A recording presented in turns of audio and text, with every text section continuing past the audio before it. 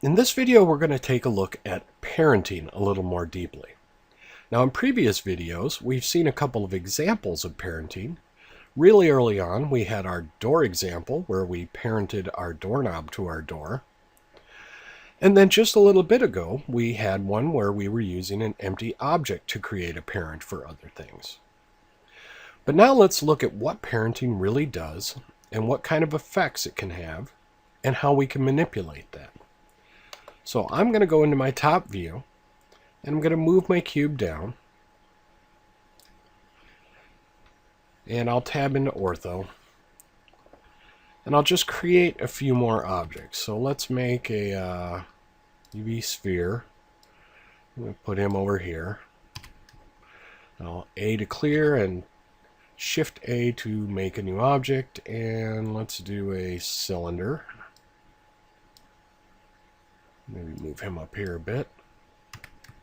And let's do a torus. Now, parenting always works on active objects. So if I go ahead and select everything I want to be a child, and then I select my cube is now the active object because it was the last thing selected. And if I hit Control P and bring up my parenting menu, I can select object, and I've now parented all of these other objects to my cube. If I decide to rotate, they will follow the rotation of my cube. The same is true of scaling or simple movement.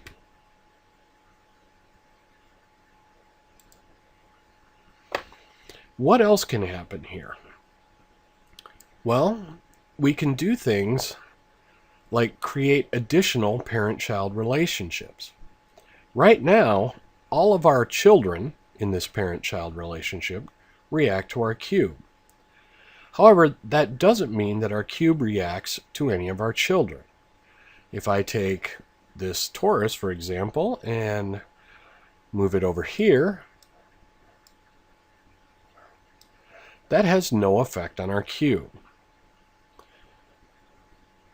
If I take my cone and say rotate that on X, or not my cone, my cylinder, that still has no effect on our original parent. However, if I select the parent and decide to rotate that, say, along X, I do still have that relationship at work for all of the children. Now, if I were to, say, select or create another sphere,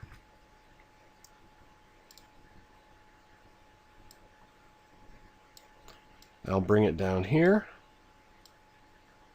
and I'll scale it down. I could take this sphere, collect my next sphere, Control P, and create a parent again. And now we can see rather than the line running to our cube, it runs to its new parent. So now we have one object that is both a child and a parent object. That's handy for doing things like I could choose my small sphere and I could create a rotation. It's kind of too small to see on here, but I could do a rotation and animate it where it's constantly spinning. I could then pick this one, do the same thing, only this time it's going to react to that, and my small one's going to move with it. And I could then do the same thing here, creating 3 separate animations. And you could see where, if this were another sphere, it would be very easy to do, say, a planetary animation where we have a sun that's spinning, we have a planet that's orbiting that sun, and a moon that's orbiting that planet as it goes. So that's where parent-child relationships become really, really handy. Now, we talk of this as a parent-child relationship to be really specific, but basically this is all just a sort of group. And if we go over to our outliner, we can see that instead of having everything listed like we usually do, we have our cube listed and then several sub-listings behind that. And if we expand it, we can see that everything is grouped in our outliner. That's awesome because that means we now have access to our group menu. So if I were to go over to my small sphere, I can hit Shift G and bring up my group menu. And I could then choose its parent, which is this. If I'm on the bigger sphere, I could hit Shift G and I could choose its parent. Or I could choose Shift G, all of its siblings, which then grabs all these. Siblings are any children that are the same level away from their parent, which is why our small one wasn't selected, because it's another level away.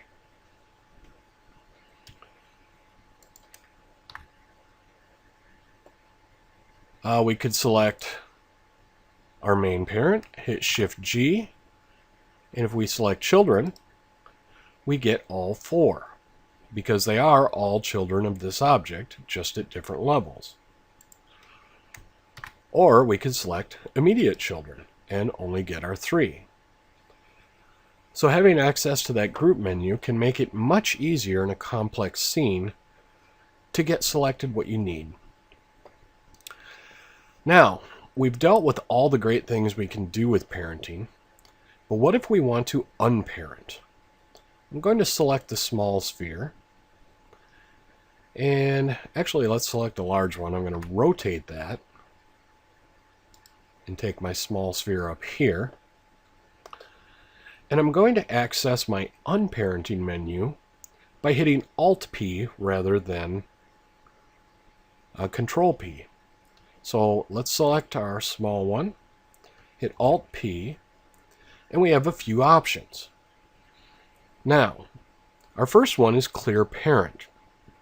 That's going to release our small sphere from our large sphere, but it's also going to release any transformations we've done since it's been parented to that. So if I hit Alt-P and hit Clear Parent, it goes back to where it was and the size and shape that it was when I parented it to the larger sphere. That's all well and good. But what happens if, say I have scaled something and it's been moved up here, and I like what I've done there, I just don't want it parented, but I want to keep it where it's been transformed. Well, if we hit Alt-P, we can then choose Clear and Keep Transformation. Now it remains where it was, and the scale, rotation, and everything else that it was, but it's no longer attached to our parent, and if I do something with our parent, it is no longer affected by that. All right, we have one last one, and if we just take a look at it, it's Clear Parent Inverse. Just confusing to a lot of people, but it's really not that difficult to understand once you see it. So I'm going to take my cube, I'm going to move it down here, and then I'm going to select my cylinder, and I'm going to rotate that, and then I'm going to select it again and scale it up a little. Now I can hit Alt-P, bring up my Clear Parent menu, and hit Clear Parent Inverse. And what happens? Something really weird happens. What happens was, I moved this, and then I moved my cylinder, scaled it and transformed it, and then I inversed it, which means Everything else that I did remains the same, but it just backs up those last transformations I did to the cylinder. So that's what the inverse does. It can be a way of undoing for one piece without undoing what you've done with other pieces. Many times Control-Z will do the trick for you, but sometimes if you've done really specific operations, you don't want to affect any of your other objects. Clear Parent Inverse can help you get around that. All right, hopefully you have a much better understanding of parenting. We have looked at Control-P to parent, Alt-P to get our Clear Parent menu, and we've looked at Shift-G to make selections affecting various parts of our group. Time to move on, and I'll see you in the next video.